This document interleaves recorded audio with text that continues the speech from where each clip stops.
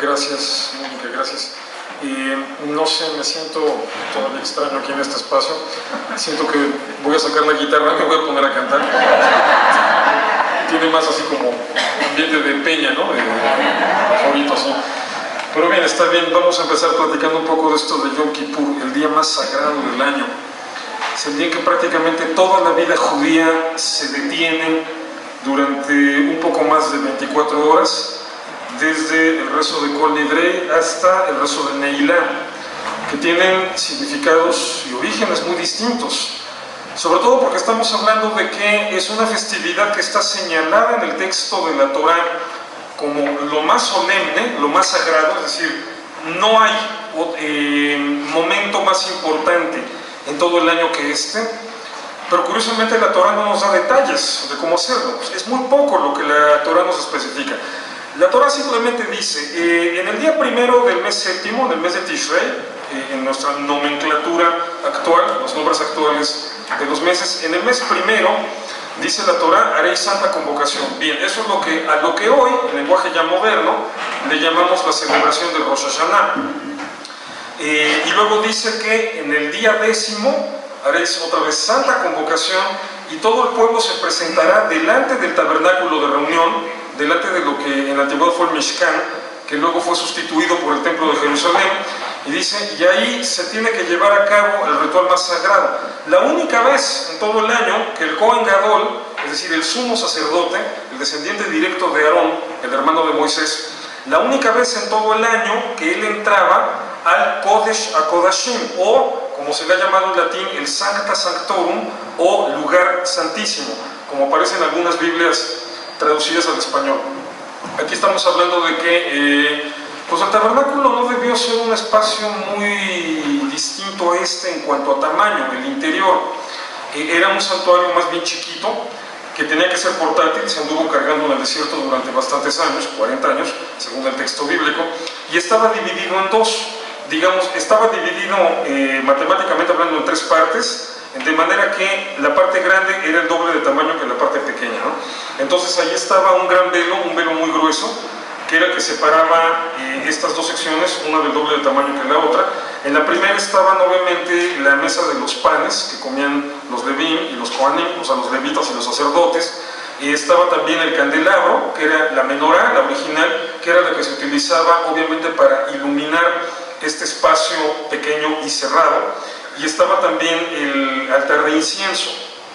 Después del velo se encontraba nada más el arca de la alianza, esta arca con dos querubines tallados arriba, en cuyo interior se guardaban las tablas de la ley traídas por Moshe de lo alto del monte Sinai, y la vara de Aarón, que según el texto bíblico reverdeció en un momento dado, y una vasija con maná, del que se había recogido en el desierto durante la travesía.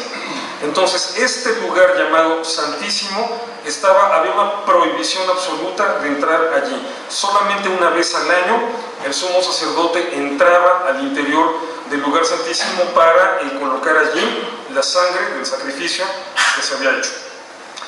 La importancia de este sacrificio es que representaba el momento de expiación por los pecados de todo el pueblo. Es decir, estamos hablando de un sacrificio de contenido eminentemente social, colectivo. En el libro de Levítico se especifican muchos sacrificios que cada quien tenía que hacer por diferentes razones. Podía ser porque habían cometido algún pecado y querían expiarlo, podía ser porque querían darle gracias a Dios por algo, pero entonces, bueno, se especifica qué animal tenía que llevar cada persona en cada situación y la manera en que los sacerdotes lo tenían que sacrificar. Pero en este caso es el único en el que estamos hablando de un sacrificio que involucra a toda la comunidad, a todo Israel. Por eso entonces, desde entonces, En este día se colapsa completamente la vida del pueblo judío y todo el mundo en ese tiempo se reunían en el desierto alrededor del tabernáculo. Ya después, cuando se establece el reino de Israel, en Eretz Israel, en la tierra de Israel, se vuelve una fiesta de peregrinación, es decir, tal vez vivías en otro lugar y no todos los años podías ir a Jerusalén a estar enfrente del templo durante el momento del sacrificio de Yom Kippur, pero intentabas hacerlo por lo menos una vez en la vida. Pero me refiero, es una festividad que genera un poder de convocatoria como nunca ha existido en la historia del pueblo judío. Actualmente, dado que no existe el templo de Jerusalén y que no se puede hacer el ritual en el templo, entonces la sinagoga, bueno, estamos hablando de algo que viene dándose desde hace más o menos 2600 años, que la sinagoga se vuelve el centro de reunión del pueblo. Entonces es un día en que todo el mundo se detiene y todo gira alrededor de cada sinagoga. Bien, ahora, es interesante, les decía que no hay grandes detalles. El único detalle muy específico de cómo se hacía este sacrificio en la antigüedad tiene que ver con uno de los aspectos más enigmáticos del Yom Kippur, y es el sacrificio del Azazel. Según la Torá, es un carnero que se tiene que tomar y ser enviado al desierto, y aquí hay muchas dudas porque estamos hablando de un texto escrito en un hebreo que ya no se hablaba hace 2600 años. El hebreo, como todos los idiomas, vino evolucionando. Entonces, cuando se hace la organización y redacción final de estos pasajes en el siglo V antes de la era cristiana, cuando Ezra, el escriba y su generación le ponen orden a todo este material escrito, estamos hablando de un idioma que como tal ya no se hablaba desde ¿qué? Unos bastantes 4 o 5 siglos atrás. Estamos hablando de prácticamente, técnicamente estamos hablando de paleohebreo, es decir, de un hebreo anterior al siglo VIII antes de la era cristiana. Entonces, entre Moisés y Ezra hay aproximadamente 800 años de diferencia. Entonces, imagínense, es como si ustedes ahorita agarraran un texto en español del siglo XIII, de 1200 y tantos, es decir, casi de la época del Cantar del Mío Sí. Van a poderlo entender, si les va bien, al 10%, al 15%, cuando mucho. Se necesita ser uno un lingüista, un filólogo especializado para poder entender su propio idioma, pero escrito 8 siglos atrás. Entonces, quedan muchas dudas para los especialistas sobre ciertas precisiones en la traducción. Entonces, por ejemplo, una que no queda clara es ¿quién es Azazel? Por la raíz etimológica se deduce que originalmente Azazel es el carnero, porque viene de la misma raíz, viene de la raíz con la que en el hebreo antiguo se le llamaba al carnero. Entonces, se refiere que Azazel tenía que ser enviado al desierto y en concreto se le empujaba para que se despeñara. Esta es la manera en la que se hacía el sacrificio. De ahí viene todo el concepto de chivo expiatorio. Pero también la lectura permite entender que el carnero era enviado a alguien llamado Azazel, y de ahí se construye toda una leyenda, toda una mitología en relación a un demonio del desierto llamado Azazel. Y bueno, después la literatura apocalíptica judía, estamos hablando ya de más o menos el siglo III antes de la era cristiana. Este tipo de literatura radical que llegó a su esplendor en esa época y que luego cayó en desuso, en el libro de Enoch, Azazel es mencionado como el líder de los demonios o de los ángeles caídos, más bien de los ángeles caídos que bajaron a la tierra y procrearon hijos con las mujeres humanas, y que estos hijos fueron gigantes. Azazel también es mencionado como el que enseñó todo lo que tiene que ver con hechicería, con ocultismo, con magia negra, con la fabricación de armas. Es decir, Azazel es el personaje que viene a corromper a la humanidad, y por lo tanto la humanidad es destruida en el diluvio. Esto es parte del relato del diluvio. Son las ampliaciones que la literatura judía no bíblica le da todo el asunto del diluvio. Lo menciono por si vieron la película de Enoch y salieron con cara de dónde se sacaron todo esto, de literatura judía. Lo que pasa es que no nada más la Biblia habla del diluvio. Entonces, en este círculo externo a la Biblia, literatura extrabíblica, Azazel es un personaje muy importante. Ahora bien, ¿cuál es el sentido original del texto que pudo haberse empezado a recopilar hace 3.300 años, en la época de Moisés? No sabemos. Por la raíz etimológica, recalco, lo más probable es que Azazel fuese simplemente el carnero, pero después se construye una perspectiva en la que puede referirse a un personaje del desierto, tradicionalmente se diría un demonio, a quien había que enviarle este carnero. ¿Por qué? ¿Para qué? Aquí hay una cuestión que el judaísmo maneja de manera muy puntual, y es el valor de la sangre como vida.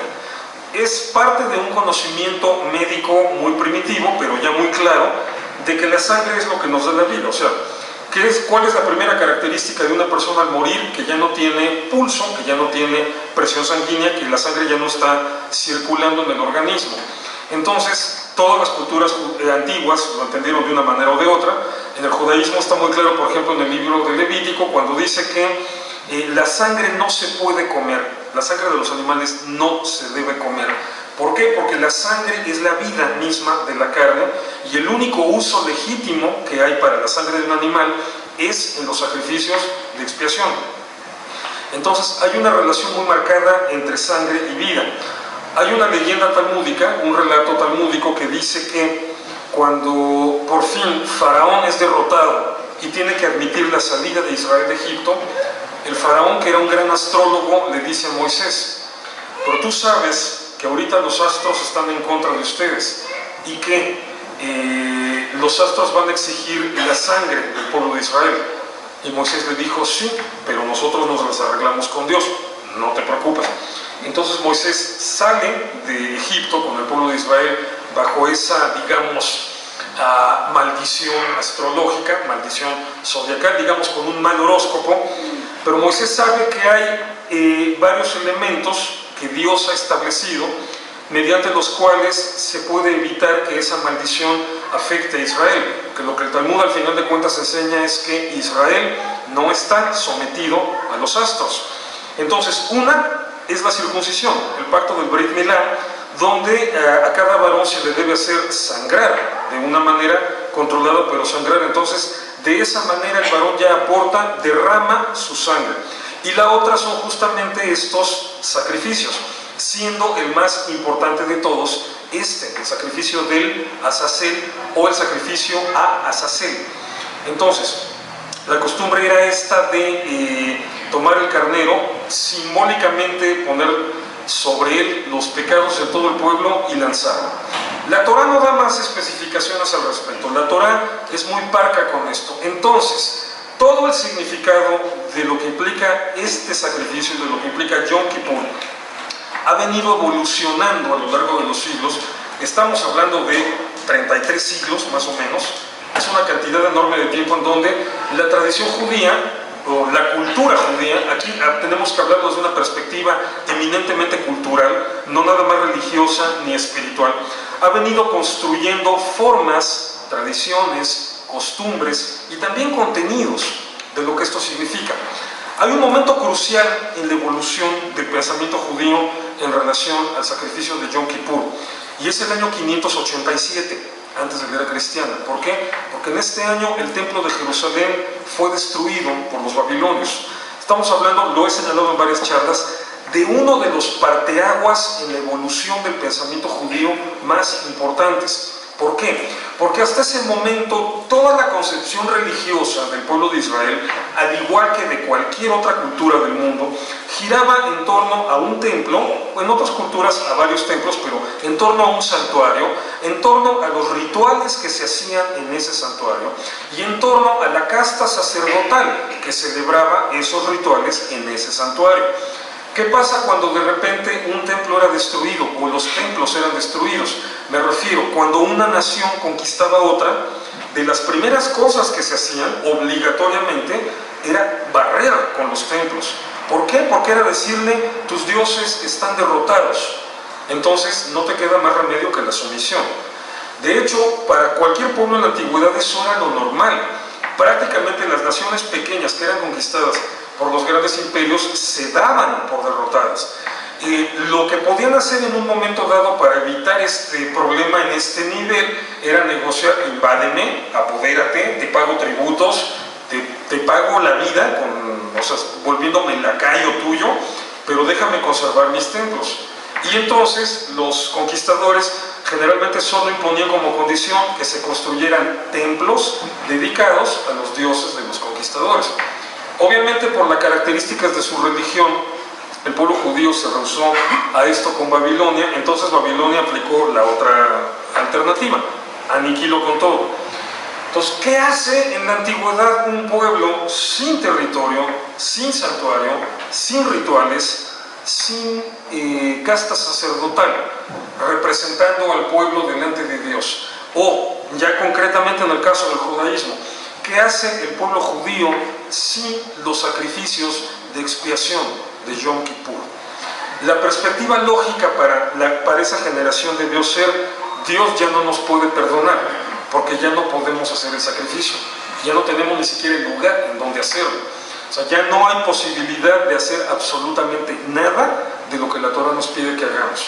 Y sin embargo, la genialidad del judaísmo, en este sentido el judaísmo es un pensamiento revolucionario en su momento. La genialidad del judaísmo es ahí, en esa crisis, en Babilonia, haber dicho: no, la esencia del perdón de Dios no está en el sacrificio, sino en la actitud con la que tú te presentas al sacrificio. Y ese es un mensaje que ya venían dando los profetas de Israel desde siglos antes, desde la época previa a la destrucción del reino del norte, 130 y tantos años antes, por los asirios. De profetas que venían diciendo en un lenguaje durísimo contra una sociedad decadente, decir: tus sacrificios me dan asco, no soporto el olor de los animales que quemas, no soporto el aroma de tu incienso, misericordia quiero, no sacrificio, que le des tu pan al hambriento, que cuides el derecho de los huérfanos y de las viudas, que compartas tu ropa con el que tiene frío. Todos estos mensajes de los profetas ya iban encaminados a señalar que el sector más progresista dentro del pensamiento judío entendía que la verdadera expiación no estaba en el matar un animal, sino en la actitud con la que uno se presenta delante del sacrificio. Entonces, va a ser en este periodo de Babilonia donde se va a escribir, o donde por lo menos va a llegar a su versión definitiva, una de las secciones más hermosas de toda la Biblia.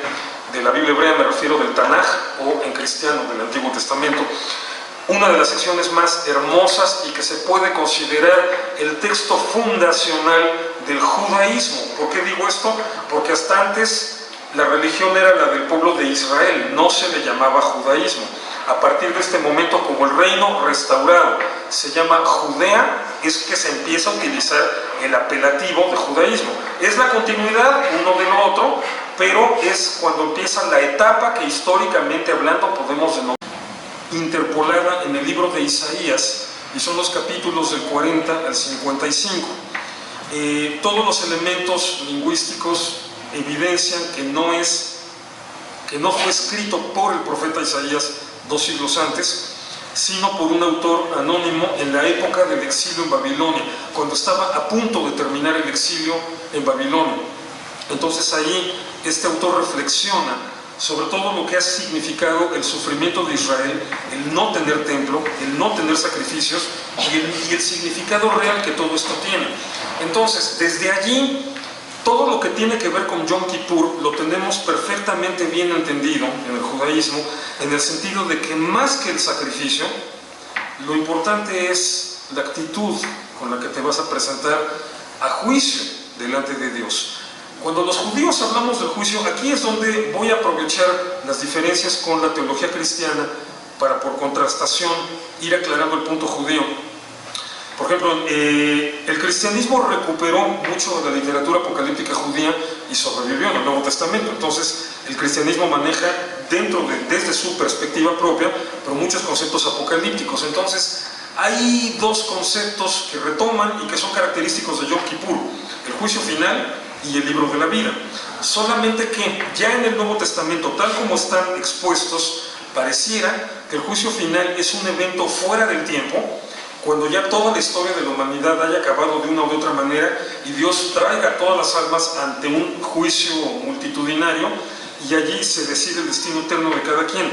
Y el libro de la vida, tal como está mencionado también en el Apocalipsis, pareciera que en ese juicio se va a abrir un libro, que es el libro de la vida, donde van a estar escritos los nombres de los que van a pasar a salvación y van a estar en la gloria, en la presencia de Dios, y el que no se haya inscrito en el libro de la vida será lanzado al lago que arde fuego y azufre. Así lo dice el Apocalipsis. En el judaísmo el concepto no es tan sofisticado. El juicio final es cada año y el libro de la vida se escribe cada año. Es decir, nosotros lo estamos procesando todo el tiempo. La idea es esta. En el mes de Tishrei, a los 10 días del mes de Tishrei, es decir, en esta celebración de Yom Kippur es cuando Dios termina de juzgar. El proceso de juicio empieza desde el año nuevo, desde el 1 de Tishrei. Son los 10 días, los Yamim Noraim, o como muchas veces lo traducen, los días tremendos o días terribles, en los cuales Dios juzga al pueblo de Israel. Y el día 10º Dios decide cuál va a ser el destino o cuál va a ser la suerte de cada quien. Y entonces el principal libro es el de la vida. Ahí se escribe quién va a vivir y va a llegar al siguiente Rosh Hashanah y quién va a morir en este lapso. Por eso todos los judíos llegamos pidiéndole a Dios y nos deseamos, es parte de cómo nos felicitamos. Son felicitaciones muy extrañas, no es como en un año nuevo civil de diciembre a enero. Felicitaciones de que seas inscrito en el libro de la vida. Y ya en estos días decimos Gemar Hatimah Tová, que seas rubricado, es decir, o sea, que sea confirmado, porque a lo mejor Dios te escribió, el día primero te puso en el de la vida, pero en el proceso lo pensó y dijo, no, mejor no, siempre no. Entonces, bueno, es hasta el día 10 para que seas rubricado en el libro de la vida. Y aparte ponemos que seas inscrito o que seas rubricado en el libro de la vida para prosperidad, para felicidad, para multiplicarte. Es decir, no nada más es vivir por vivir, sino para que la vida sea una experiencia que vale la pena. Entonces son 10 días en los cuales los judíos estamos pendientes de esta manera, de este juicio delante de Dios, para ser rubricados para una vida próspera y buena durante este año. El próximo año volverá a ser lo mismo. Ahora bien, obviamente, en términos ideales, digo, yo sé que hay todo tipo de gente, pero obviamente, en términos finales, no se trata de que durante todo el año se te olvide todo y nada más los últimos 10 días te acuerdas que te tienes que presentar delante de Dios. Obviamente la idea es inculcarte que es algo con lo que tienes que estar pendiente siempre, porque aquí el concepto fundamental es el de teshuvah, arrepentimiento, que en hebreo teshuvah viene de la misma raíz de shuvah, que es subir, cambiar, corregir, es decir, que implica una transformación en la conducta. Teshuvah, arrepentimiento, no significa el remordimiento de conciencia de hacer un drama, sin decir, Dios, perdóname porque he fallado y luego sigues igual. Teshuvah significa fundamentalmente corregir tu conducta. Cometiste un error, está bien. Ya le pediste perdón a Dios, está bien. Es más, no es que le tengas que pedir perdón a Dios, Dios regala el perdón. El judaísmo lo ve así, Dios, su misericordia es por encima de todas las cosas. Entonces, Dios te da el perdón, pero corrígete. O sea, no tiene absolutamente ningún sentido que cada mes, cada semana, cada año vuelvas a llegar a pedir perdón exactamente por lo mismo. Si estás haciendo eso, no te estás arrepintiendo, no hay teshuvah, y entonces Dios no tiene por qué tenerte las consideraciones que Él promete a los que hacen genuina teshuvah, genuino arrepentimiento. Nos liberamos así de un dilema moral que se han plantado varias religiones, ¿no? Que qué pasa si una persona fue perversa y terrible y nefasta toda la vida y en el último momento en su lecho de muerte se arrepiente y le pide perdón a Dios. El judaísmo dice eso no es arrepentimiento porque ya no tiene tiempo para corregir sus acciones. Sí, tal vez cambió su sentir, realmente le remordió, realmente hubo un giro interno, en algo le beneficiará, pero eso ya no es arrepentimiento. El arrepentimiento requiere fundamentalmente que cambies tu forma de comportarte. Entonces, todo lo que se lee durante estos días, desde Rosh Hashanah hasta Yom Kippur, que es muchísimo, deberían un día haber un mazón, un tomote así de gordo, que lo tenemos que leer todo durante estos 10 días. se nos está recordando todo el tiempo, todo el tipo de errores en los que podemos incurrir. Hay un salmo donde dice, no, Dios, libérame de los errores que me son ocultos. Bueno, si tienes errores ocultos, dale una leída al Maxor, te va a poner una listota sensacional de la cantidad de cosas en las que uno se puede equivocar, y todavía al final te dice, y de las que no sabemos o no conocemos, por favor, también perdónanos. Es decir, Yom Kippur se convierte en un momento que te invita a una profunda introspección de qué carambas estás haciendo con tu vida y qué quieres hacer a partir de hoy. Entonces, esencialmente tiene, como todo en el judaísmo, este sentido eminentemente ético. Es decir, no es un concepto teológico, y vuelvo a la comparación con el cristianismo para que se entienda cómo lo ven diferentes culturas y por lo tanto diferentes religiones. En el cristianismo la diatriba es la salvación. Tengo una carga de pecados que deben ser perdonados por Dios para que entonces yo pueda considerarme ya salvado. En el judaísmo esa diatriba no existe. La diatriba es la corrección. Tengo un montón de problemas atrás, de errores atrás que tengo que corregir aquí y ahora. Lo que Dios pide de mí es que los corrija, no nada más que descanse en mi conciencia. Vamos, es obvio que esas son las diferencias a nivel teológico. A nivel ético, las dos religiones llegan exactamente a lo mismo. Que más te vale portarte bien, es preferible que te portes bien, porque eso te lo va a agradecer más tu vecino que muy independientemente de qué templo vas. Pero me refiero en el nivel teológico, en este nivel de explicación en términos abstractos, la diatriba del judaísmo es esa. No es tanto, o sea, por ejemplo, si le preguntan a un judío, cuando te mueras, ¿a dónde te vas a ir? Ese es un problema que el judaísmo no se plantea. La suerte después de la muerte es algo tan simple como que voy a seguir básicamente en lo mismo en lo que estaba antes de morirme. Entonces, si estoy corrigiendo mi vida, si voy por el camino de la corrección, después de muerto, pues seguiré por el camino de la corrección. Ya será Dios quien decida cómo, cuándo y dónde, porque también en ese sentido no le podemos poner límites a Dios. Entonces, aquí el problema es eminentemente ese: corrígete, corrígete. No importa cuánto la hayas regado anteriormente, corrígete. No importa que no puedas corregirlo todo de golpe, empieza con él, pero corrígete.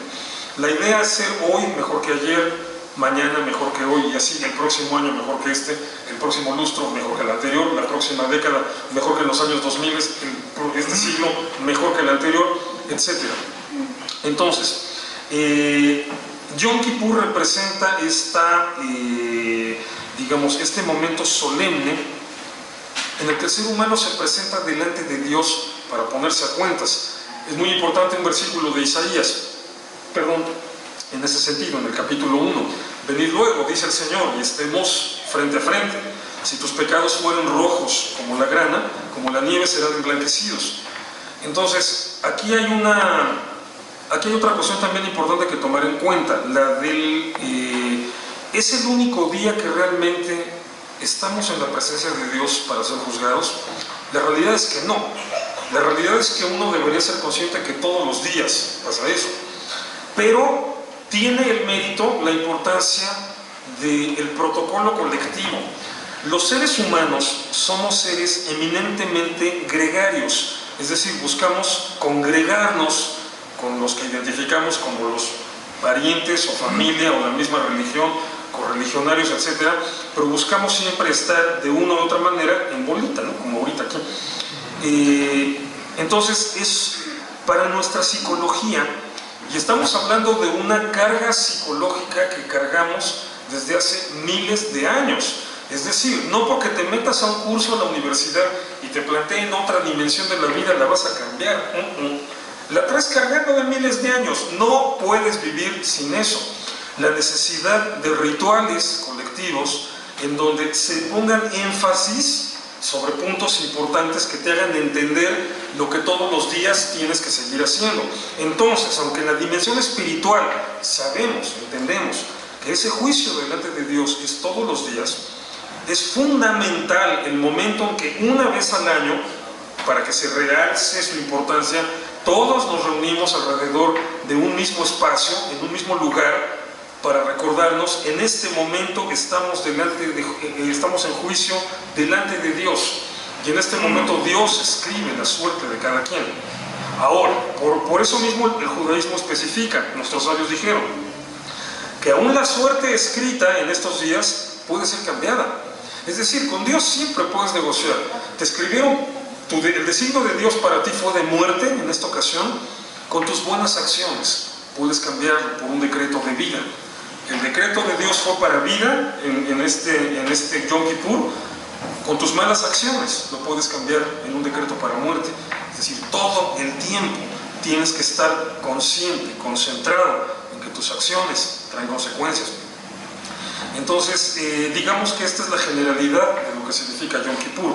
Ahora, alrededor de esta generalidad de concepto, se han desarrollado a lo largo de la historia costumbres muy interesantes, y tal vez la más extraña sea justamente la del Kol Nidrei, el rezo con el que empieza verdaderamente la secuencia de Yom Kippur. Es un rezo en donde lo primero que se levanta el rabino o se levanta alguien en la sinagoga y dice, con la aprobación del tribunal celestial y con la aprobación de los tribunales terrenales y con la aprobación de toda la gente que está aquí presente, declaramos que nos es permitido rezar con los transgresores. Así empieza Yom Kippur. Es una oración un poco rara. Luego viene el Kol Nidrei, un rezo, un párrafo que se repite 3 veces, y donde el Hazán, el cantor, está diciendo algo así como: Dios, que todas las promesas que yo hice no me sean contadas, y no, a resumidas cuentas, que no me exijas los votos que hice.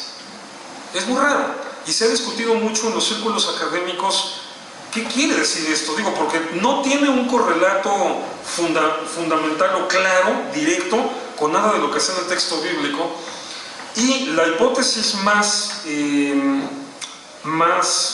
sólida que manejan los historiadores es que esto se deriva de las épocas ya de finales de la Edad Media, en donde en el contexto del judaísmo español la Iglesia Católica forzó a muchos judíos a convertirse, a aceptar el bautismo, pero que muchos de ellos no, en secreto siguieron practicando el judaísmo. Entonces, la bronca aquí era para las comunidades judías que no habían aceptado el bautismo, decir, bueno, ¿cómo los consideramos a ellos?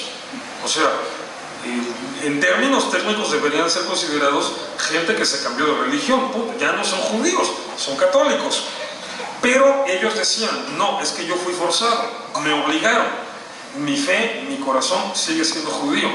Entonces, estas fórmulas probablemente tuvieron su origen allí, de declarar al principio del rezo, se concede el permiso para que recemos. Va a sonar fuerte, pero en ese momento era más o menos como decir, ahorita Dios nos permite rezar con católicos, es decir, con gente que se convirtió al catolicismo, pero en un contexto de presión, que en realidad su corazón sigue siendo judío, y que por lo tanto, aunque formalmente transgredió nuestra ley, es parte de nosotros y es lícito, es legítimo que ellos participen de nuestro rezo. Y luego, todo lo que venía de Dios, no tomes en cuenta todos los votos que hice, entonces debió referirse a todos los juramentos o promesas que obviamente alguien al convertirse o integrarse a una religión tiene que hacer. Digo, es obvio, tiene que prometer obviamente fidelidad a cierto tipo de liturgia, a cierto tipo de credo, a cierto tipo de prácticas. Entonces, que es por eso que surge esta oración que dice: Dios, que todos los pactos y compromisos y promesas que hice no me sean contados desde hoy hasta el siguiente Yom Kippur. Entonces, era una dinámica muy compleja la que se daba en la Edad Media. Muy seguramente de ahí viene esta oración tan extraña, tan singular, pero que de alguna manera refleja, se queda. Al final de cuentas, este problema dejó de existir en términos generales hace siglos. Es decir, hace siglos que la Iglesia Católica no anda forzando a la gente a convertirse, a los judíos a convertirse. En realidad la relación ahora es bastante normal y bastante buena.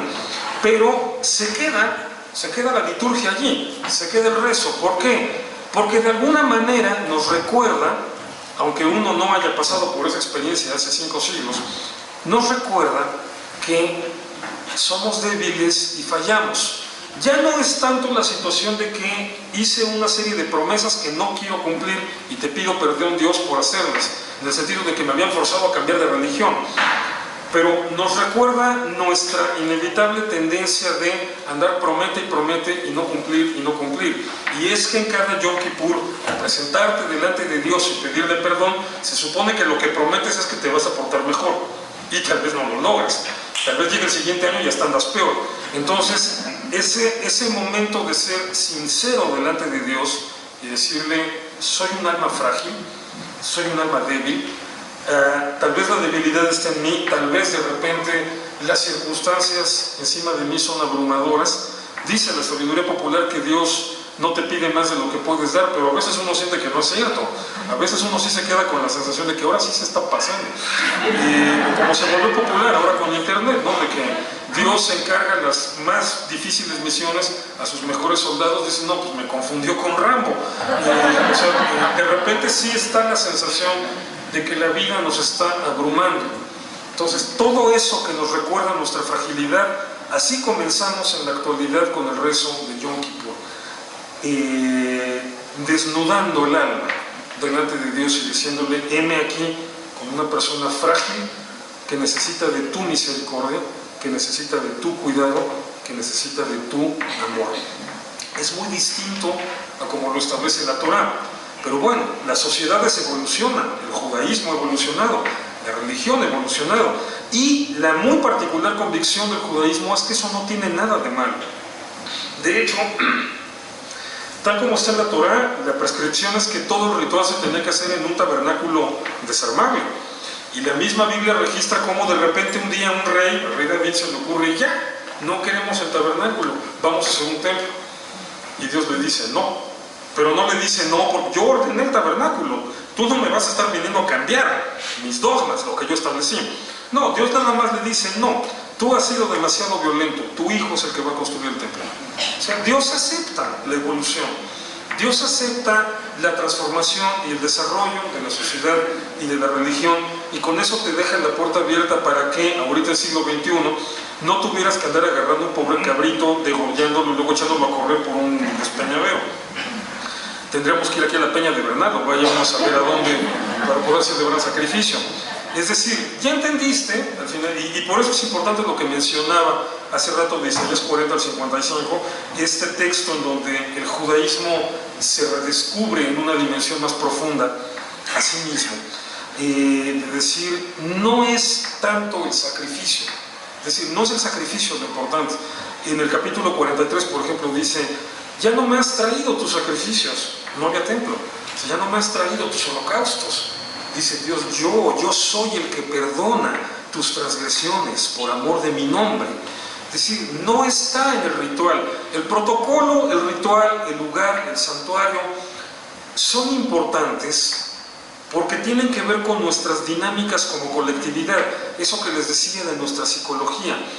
Son impactantes, es decir, ahorita escucharon el shofar hace rato y lo vamos a volver a escuchar en unos minutitos.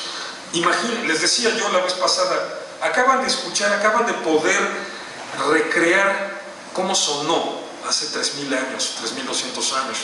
Cuando el pueblo de Israel era convocado delante del tabernáculo de reunión, acaban ustedes de enterarse con qué sonido se hacía. Imagínense en el desierto.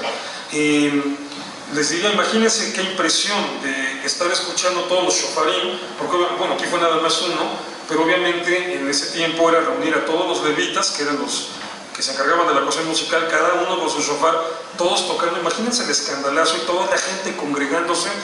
Debieron haber sido momentos emocionalmente, psicológicamente muy impactantes. Digo, ayer en la sinagoga donde yo estaba había cerca de 2.000 personas, todo el mundo enfundado en sus mantos de rezo, todo el santuario completamente lleno.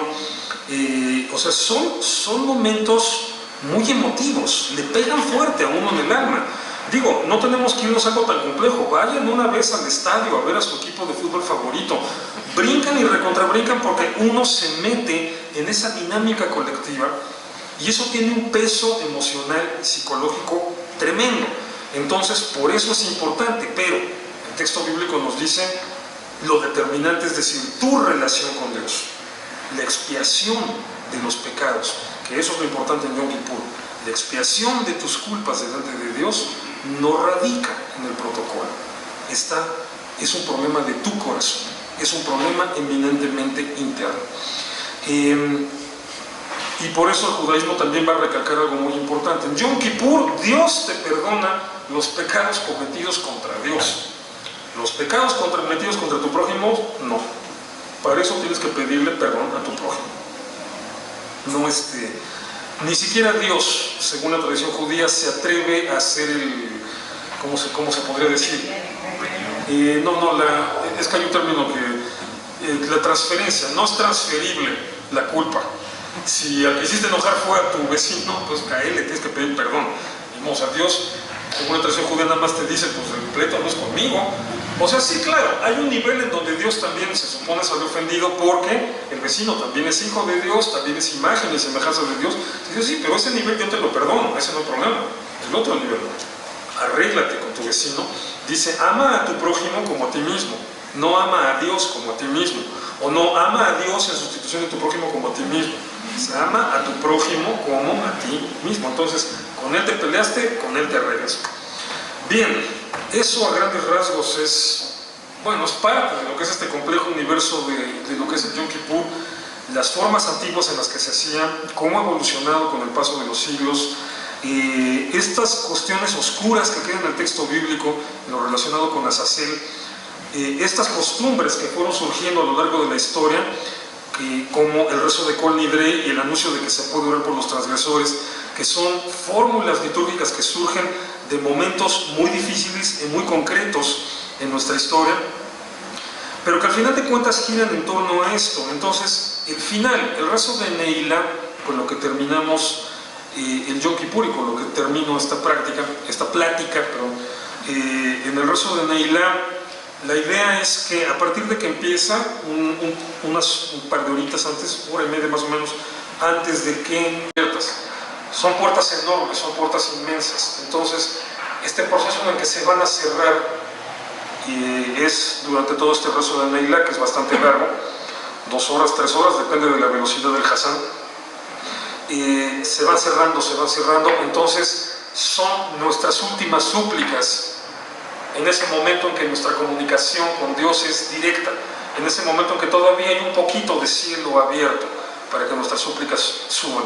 Entonces ya finalmente las puertas se cierran y a partir de ese momento Dios ha tomado sus decisiones para con nosotros y nosotros tenemos la responsabilidad de empezar a vivir. Es un momento en realidad muy hermoso, es un momento bellísimo, un momento emocionalmente hablando reconfortante y regenerador. La sensación que se tiene después de todo un día intentando ponerle un poco de orden, hallarle la cuadratura al círculo en mi relación con Dios, la sensación es esa de una renovación interna, una renovación espiritual, que son la energía para volver a comenzar lo que sigue del año. Entonces obviamente es un rezo donde hagan de cuenta que se hiciera un resumen de todo lo que se hizo durante los 10 días. Entonces otra vez tienes que ver la listota de pecados en los que te pudiste haber equivocado, una última vez para que tengas tiempo de, no nada más de sentirte mal delante de Dios, sino de estar consciente de qué cambios tienes que hacer a lo largo del año, a partir del día siguiente.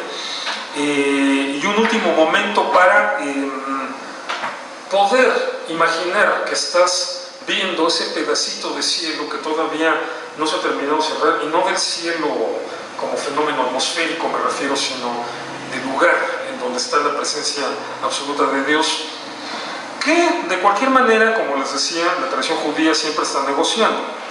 No somos negociantes por naturaleza.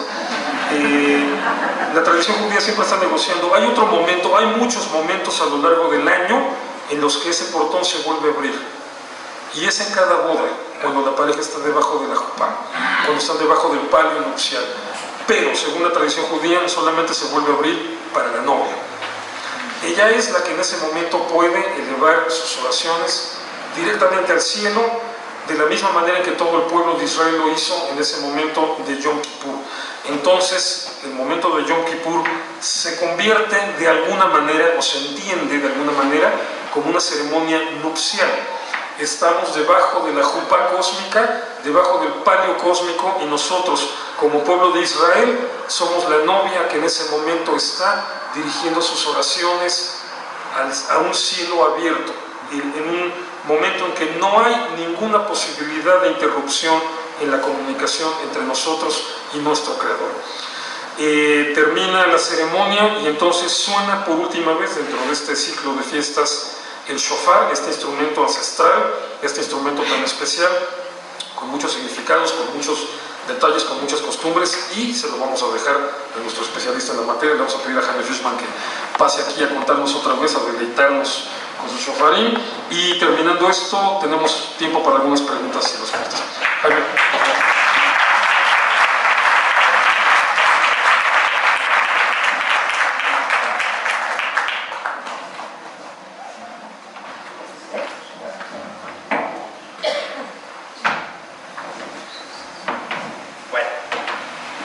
Un poquito la plática de la semana pasada, es importante volverla a retomar porque, como les mencioné, en Rosh Hashanah se tiene uno que poner nervioso, tiene uno que abrir el corazón porque es el día del juicio.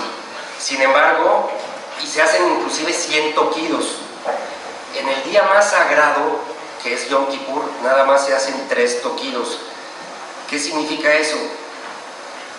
Es como cuando vamos a un examen.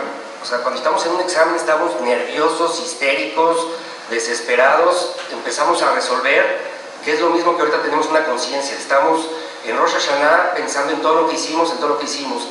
Sin embargo, el día en que el maestro nos va a entregar la respuesta de nuestro examen, volvemos a sentir ese nerviosismo, volvemos a temblar ante él, de cierta forma volvemos a caer en lo mismo.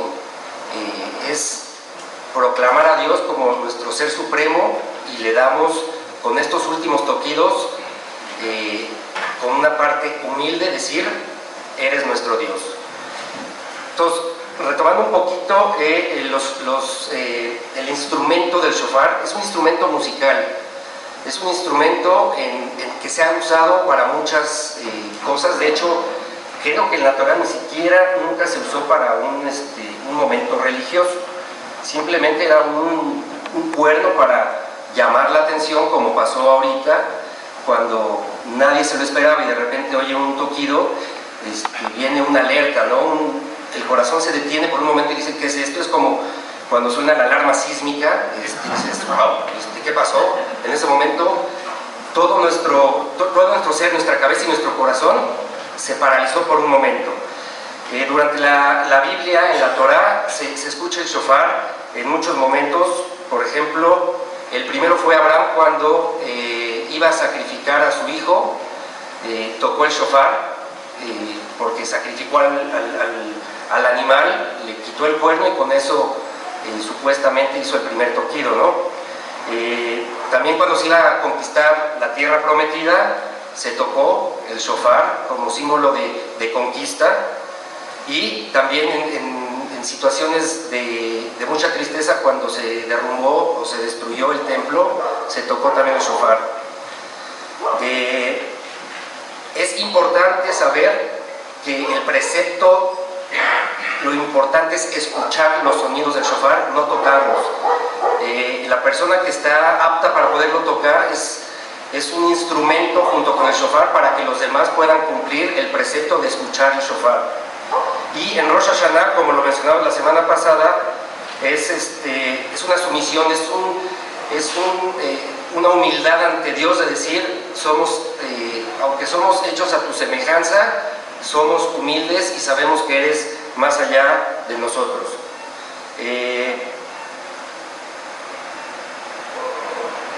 Es el momento en el que nosotros verdaderamente estamos dispuestos a arrepentirnos el día de Rosh Hashanah. En ese momento, por eso con tantos toquidos hacemos que nuestros corazones primero se detengan, después se vuelvan a calmar y luego con el otro toquido, que son 3, se vuelva a acelerar. Ese último toquido es comparado con el llanto de un niño que está sollozando. Cuando un niño está sollozando ya pide y aclama los brazos de la mamá o del papá. En este momento nosotros también, ya en un momento de desesperación, de angustia, en que nuestro corazón está completamente abierto, le decimos a Dios, estoy arrepentido, por favor perdónanos, ¿no? Los tres nombres que se le da a los toquidos, el primero es tequía, es el que escucharon, es un tono muy largo, en donde efectivamente cuando lo escucha uno por primera vez, se queda uno pasmado, el corazón se detiene por completo, puede ser una milésima de segundo, pero el corazón está detenido. Después viene el shevarim. El shevarim vuelve a la calma, es pausado para que nosotros volvamos a retomar nuestro latido normal, y luego viene la terúa, que es el acelere nuevamente, es decir, primero llamamos la atención, nos calmamos y posteriormente entra ese momento de arrepentimiento, de angustia, en donde, como les digo, es un momento como de llanto de una madre por un hijo o de un hijo por su madre, ¿no?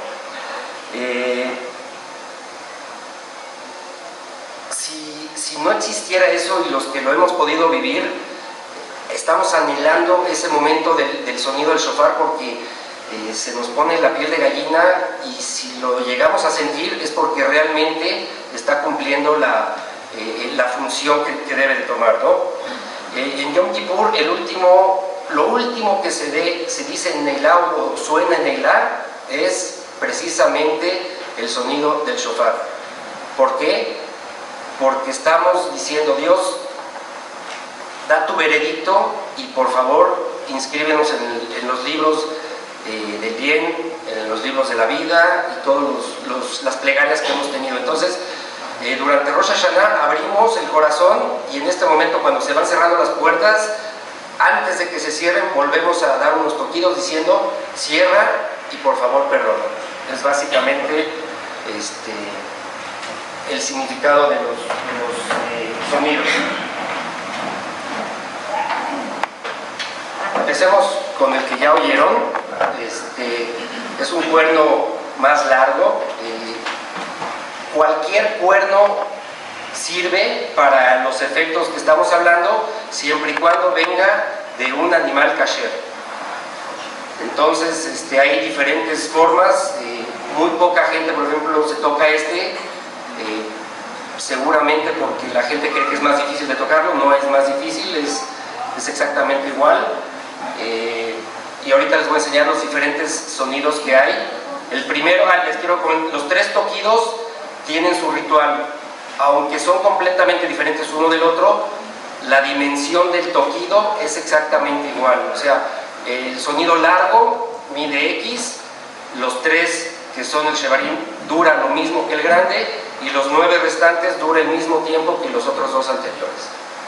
Entonces vamos a escuchar el sonido largo primero.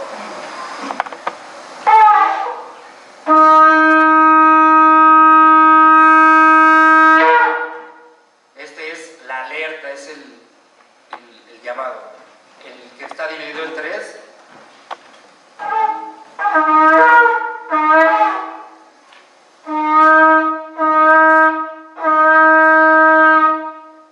Y el último, el que nos estremece, en el que realmente estamos sintiendo el arrepentimiento y pidiendo a Dios nos perdone.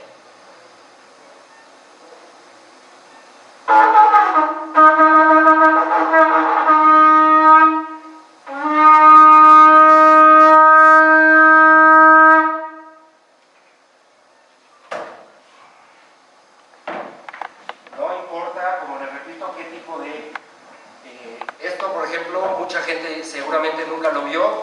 Esto es un animal kasher y estamos acostumbrados a que siempre tenga una curvatura. Este también es un shofar que se puede utilizar.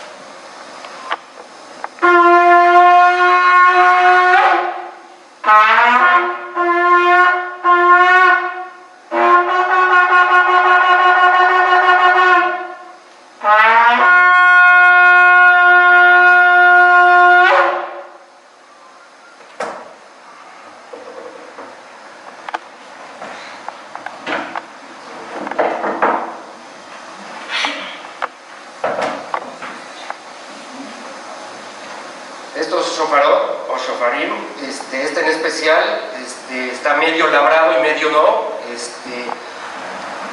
Supuestamente cada arruga que tiene es lo viejo que era el animal. Entonces esto es un animal bastante viejo. También se le ven las arrugas o las marcas. Este era un animal joven, porque los muy viejos llegan a tener todo como labrado. Como les repito, no me encanta porque todo el sonido me lo he hecho yo, entonces pero el sonido de él me encanta, es espectacular.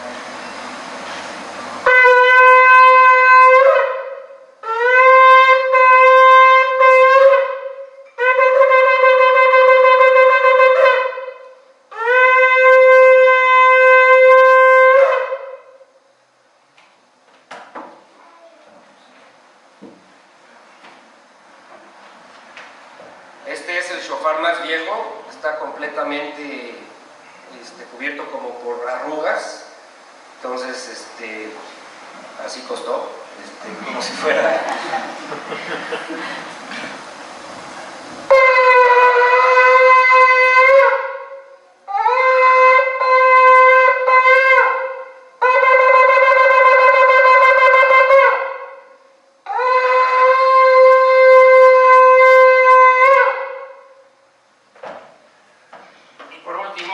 El consentido, o el primero que tuve, con el que aprendí a tocar,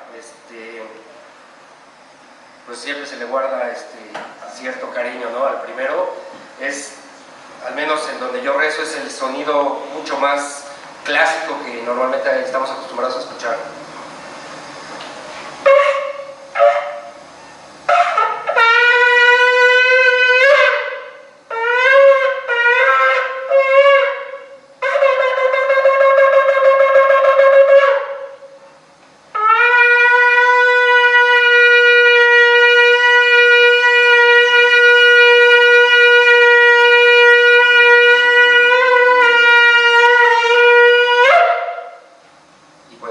Esto es el misterio del shofar.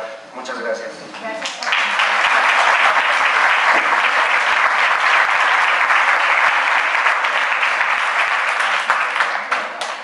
Bueno, habrá gente que se pregunte por qué se ayuna en Yom Kippur. Es como lo más sobresaliente de la parte ritual, el abstenerse de alimentos, y nos abstenemos también de otras cosas. ¿Puedes hablar de esto, Edwin? Sí, claro.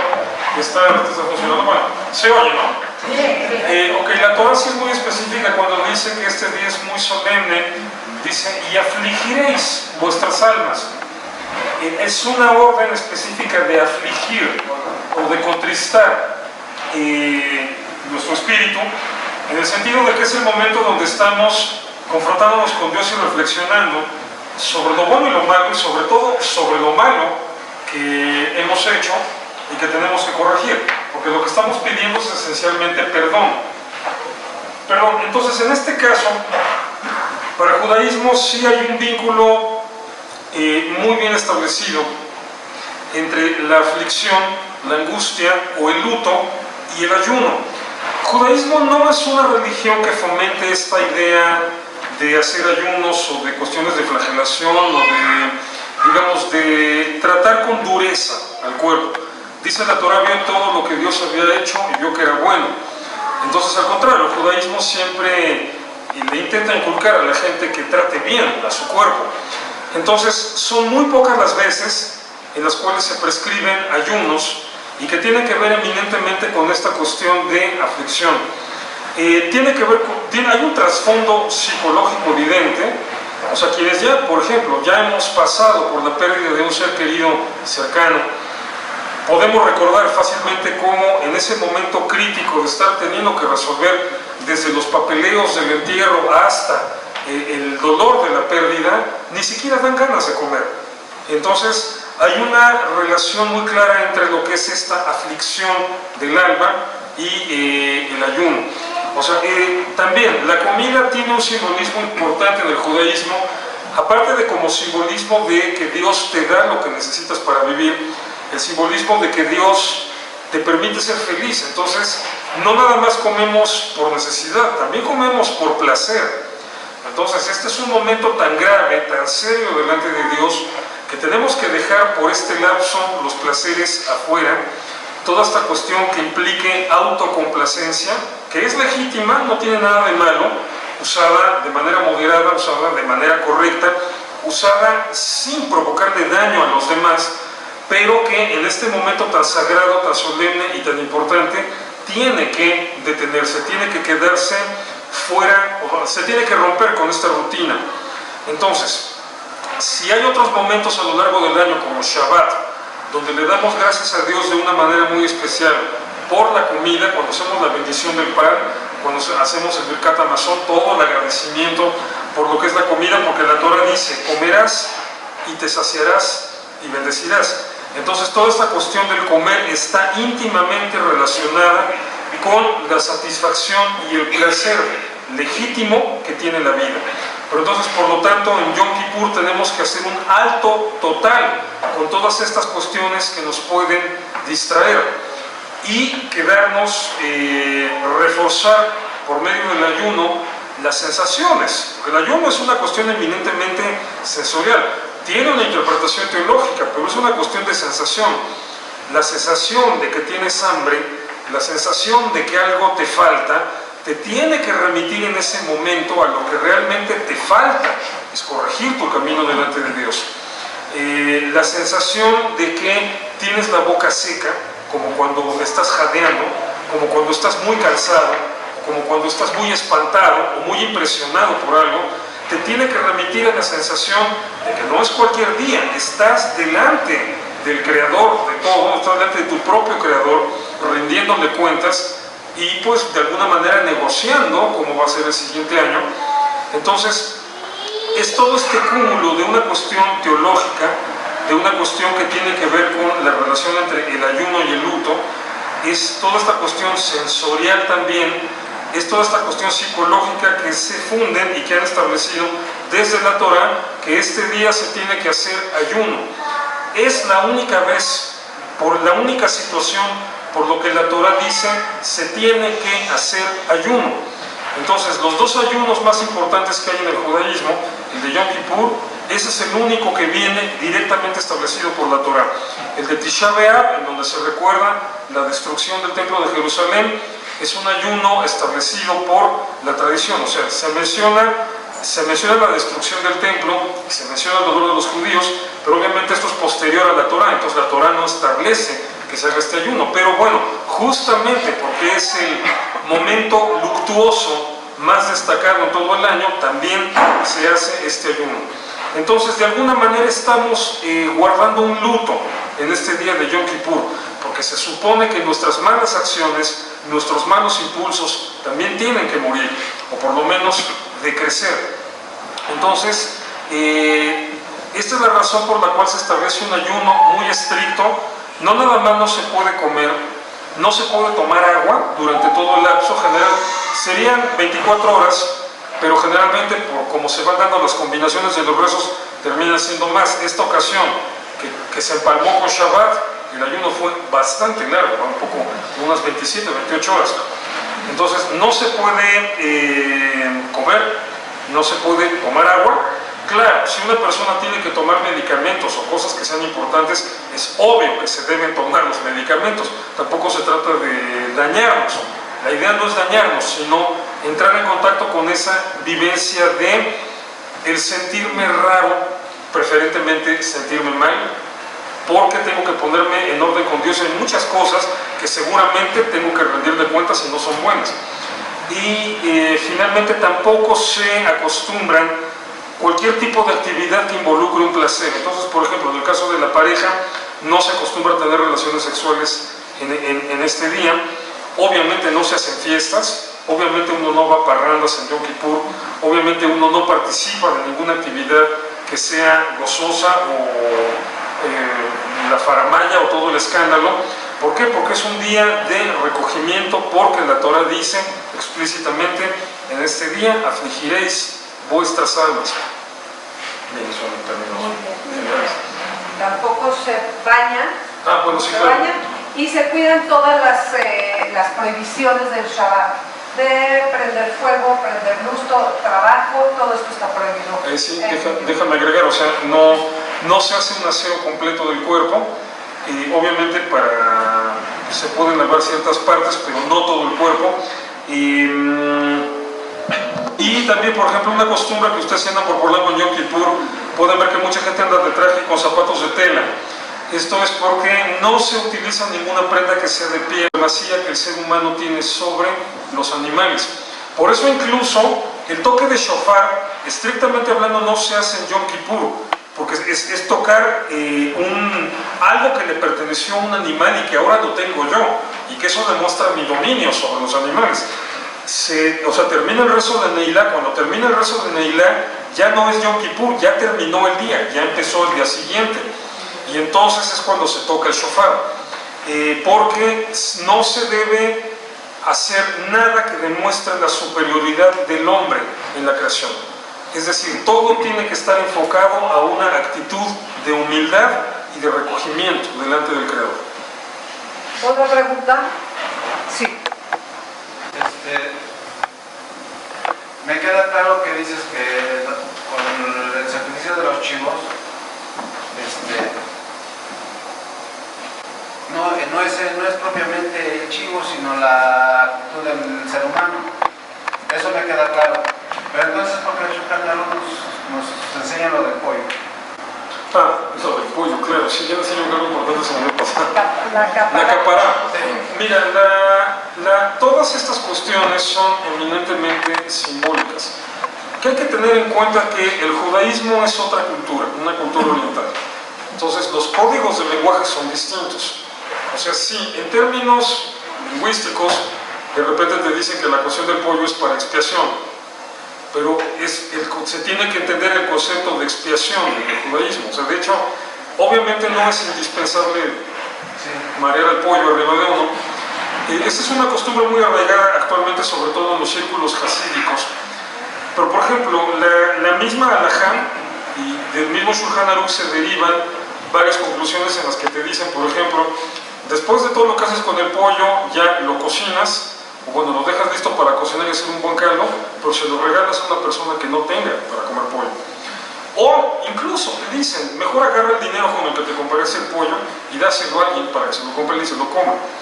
Es decir, en todo, o sea, no nada más, siempre con el judaísmo no nada más hay que ponerle atención a un detalle, sino a todos los que están alrededor sobre el mismo tema, porque en todo lo que te van inculcando es el hecho de agarrar un pollo y hacerlo girar sobre tu cabeza no es lo que te va a dar el perdón de los pecados, sino todo lo que tienes que entender alrededor de eso. Esta costumbre del pollo, evidentemente, sociológicamente, culturalmente, históricamente, es una evolución de un tipo de sacrificio animal que ya no se pudo hacer después de la destrucción del templo.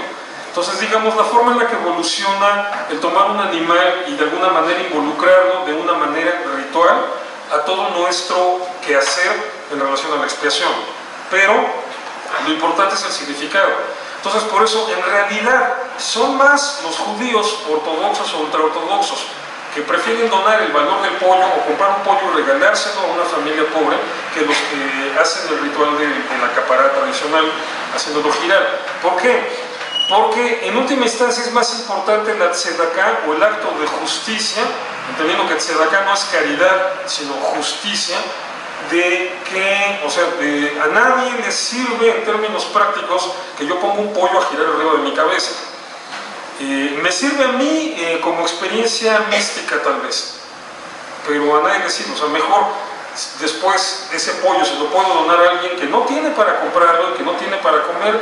Entonces ahí es en donde cobra verdadero sentido y ahí es en donde estás demostrando que tienes el compromiso de, con tus acciones, modificar o negociar con Dios. Es decir, el momento de negociar con Dios no es cuando el pollo gira, es cuando se lo donas a alguien que lo necesita más que tú. Entonces, te digo, hay que observar todo esto, ver todo el conjunto para entender hacia dónde nos quiere llevar. Digo, porque si no, si hubiéramos acabado siendo una religión que mareaba pollos arriba de las cabezas, hubiéramos desaparecido hace siglos. Lo importante estaba en otro nivel. Entonces, son costumbres que se hacen, son expresiones que están allí, no nada más en el Shulchan Aruch, sino mucho de nuestra tradición, pero que hay que entenderlas en el contexto de cómo desde los tiempos bíblicos vienen evolucionando. que en última instancia te podría decir así tajantemente al estilo caraíta. La Torá no dice nada sobre pollos. Entonces, no se trata de que lo diga o no lo diga, se trata de, desde lo que está en la Torá hasta como nosotros hemos venido evolucionando y construyendo nuestra cultura religiosa, ¿qué significado le das y para qué te sirve en la vida práctica y para qué beneficia a los que están alrededor de ti eso? De nada. ¿Alguien más? ¿Otra pregunta? Sí, Shoshana. Para Jaime, ¿cuándo o dónde se toca cada uno de los shows? ¿Cualquiera de estos? Sí, ¿cuándo se toca cada uno? ¿Tiene que ver con comunidades? ¿En el mismo templo se puede tocar cualquiera? En cualquier templo se puede tocar cualquiera. Realmente el que toca normalmente se acomoda con un shofar y es el que usa, pero realmente, o sea, yo porque tengo una colección, pero seguramente mucha gente tendrá uno solo y es con el que toca, ¿no? Y podrá tocar en cualquier lado. De hecho, y yo también acostumbro yo voy a los hospitales para tocar el shofar a la gente que está enferma, porque como no pueden acudir al templo, entonces y me puedo llevar cualquiera, es indistinto, ¿no? Normalmente no me llevo el grande porque no me dejarían entrar, entonces me llevo uno de los pequeños para poderlo guardar, pero no tiene ni mayor valor ni menos valor, es simplemente escucharlo, ¿no? ¿No tiene que ver con comunidades? Sí, seguramente debe haber comunidades donde, por ejemplo, yo conozco los sefaradí, son muy planitos, muy alargaditos. Las Ashkenazí es como el primero que yo compré, o sea, y los grandes, yo creo que lo usan más, ¿qué serán los hasídicos? No, tengo entendido que los yemenitas O los que yemenitas. usan es muy... Sí, Seguramente es por el tipo de animal que encontraban en el lugar en donde estaban. Que no tiene mayor ni menor valor. sí, aquí la regla es que el animal tiene que ser cachero, o sea, tiene que ser rumiante y de pezuña partida.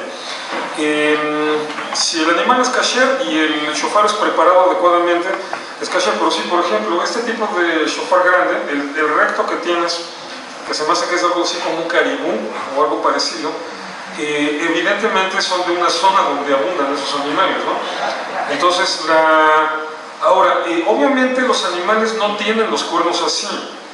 El shofar pasa por un proceso sobre todo de aplanación o aplanamiento, como se diga, pasa por un proceso, por un tratamiento para que también pueda funcionar como instrumento musical.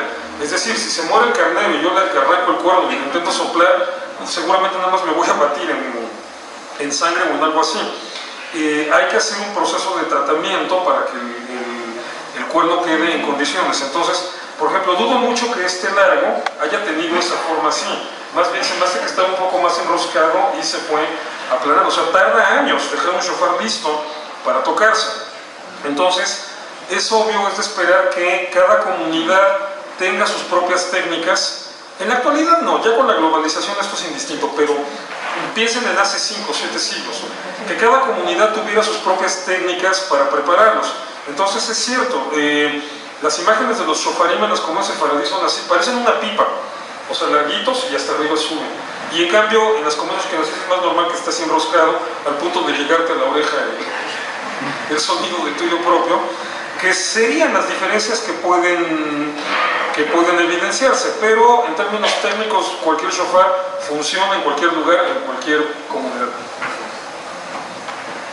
Vamos a dar espacio para una pregunta más y ya si luego hay más, podrían acercarse personalmente con alguno de ellos por la hora. ¿Qué quiere decir teruá?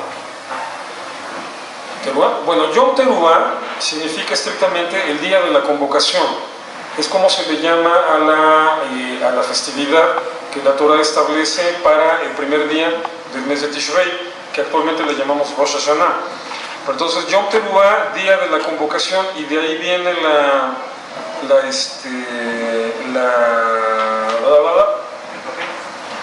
relación con la nomenclatura de los toques. No sé si tengas otra definición allí. No, básicamente es como la repetición, Sí, ¿no? o sea, es nada más el tecnicismo. Lo que pasa es que como son los 3 toques, son diferentes. Digamos, el tequía, el primer toque era para llamar la atención, pero evidentemente hasta que se hacía el toque de teruá, el último, era cuando entonces ya la gente se tenía que aglutinar o tenía que estar ya reunida en la antigüedad, enfrente del Mishkan, del tabernáculo de reunión, y ya después en el templo, o bueno, ahora obviamente en las sinagogas funciona diferente, ya estamos todos metidos adentro cuando empiezan los toques, pero este sería el sentido original. El concepto de Yom Teruah no viene de relación al shofar, sino del texto bíblico cuando dice Yom Teruah, día de santa convocación para todo Israel, el día primero del mes de Tishrei. Bueno, muchísimas gracias. Aquí sigue un ratito por si quieren